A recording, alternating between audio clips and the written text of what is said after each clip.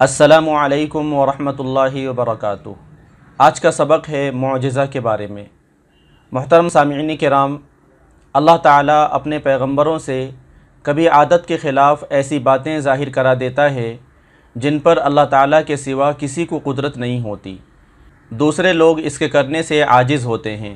ایسی باتوں کو معجزہ کہا جاتا ہے۔ پیغمبروں سے عادت کے خلاف ایسی باتیں ظاہر کرانے کا مقصد لوگوں کو یہ سمجھانا ہوتا ہے کہ یہ اللہ تعالیٰ کے بھیجے ہوئے پیغمبر اور اس کے مخصوص بندے ہیں۔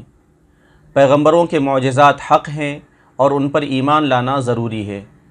اللہ تعالیٰ نے بہت سے پیغمبروں کو ان کی رسالت کی تائید کے لیے مختلف قسم کے معجزے عطا فرمائے، جیسے حضرت موسیٰ علیہ السلام کے عصا یعنی لاٹھی کا سانپ بن جانا، بغل میں ہاتھ ڈالنے سے اس کا آفتاب کی طرح یعنی سورج کی طرح روشن اور چمکدار ہو جانا، عصا کو سمندر پر مارنے سے 12 راستے بن جانا، حضرت عیسیٰ علیہ السلام کا اللہ تعالیٰ کے حکم سے مردوں کو زندہ کرنا، پیدائشی اندھوں کو بینا یعنی دیکھنے والا کر دینا، کوڑھیوں کو اچھا کر دینا۔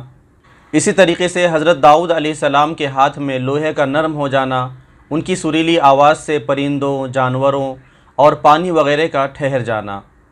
حضور صلی اللہ علیہ وسلم کو بھی بے شمار معجزات عطا کیے گئے، جیسے آپ کی دعا کی برکت سے 2 آدمیوں کا کھانا سینکڑوں آدمیوں کے لیے کافی ہو جانا، آپ صلی اللہ علیہ وسلم کی انگلیوں سے پانی کا ابلنا، درختوں اور پتھروں کا آپ کو سلام کرنا، کنکریوں کا کلمہ پڑھنا وغیرہ وغیرہ۔ آپ صلی اللہ علیہ وسلم کے معجزات میں سے 2 معجزے معروف اور مشہور ہیں۔ نمبر 1 معراج۔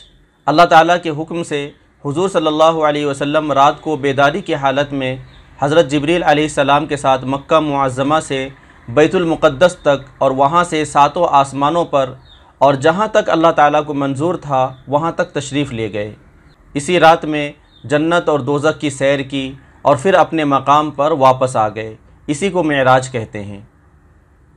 نمبر 2 شق قمر۔ ایک رات کفار مکہ نے حضور اکرم صلی اللہ علیہ وسلم سے کہا کہ ہمیں کوئی معجزہ دکھائیے، تو آپ صلی اللہ علیہ وسلم نے انگلی سے چاند کی طرف اشارہ کیا، جس سے چاند کے 2 ٹکڑے ہو گئے۔ سب حاضرین نے 2 ٹکڑے دیکھ لیے، پھر وہ دونوں ٹکڑے آپس میں مل گئے اور چاند جیسا تھا ویسا ہی ہو گیا۔